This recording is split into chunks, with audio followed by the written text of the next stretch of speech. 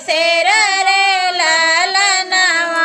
अरे वाहिनी बिया चिराई बसेर रे लालनवा।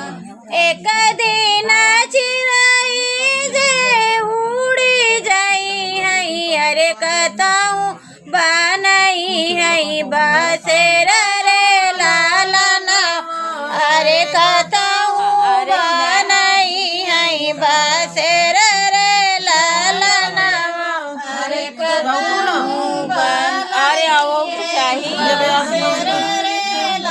आधा गावे तो छोड़ के अरे कताऊ बनई है बसेर रे लालनवा। अरे कताऊ बनई है बसेर रे लालनवा। हम हई बपई तोहरे अंगना के चिरैया रे एक दिन जाबई उड़ी रे लालनवा। अरे एक दिन जाबई उड़ी रे लालनवा। अरे एक दिन जाबई उड़ी रे लालनवा। अरे एक दिन जाबई उड़ी रे लालनवा।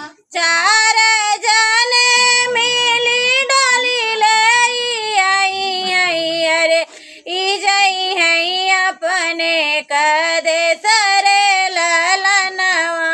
अरे लई जई है अपने के देश रे लालनवा। अरे ले जई है अपने कदे सरे लालनवा।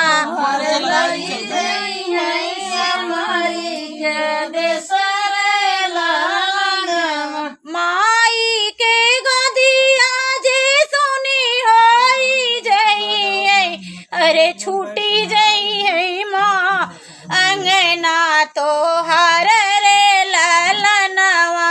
अरे छूटी जई है मंगना तो हर रे लालनवा।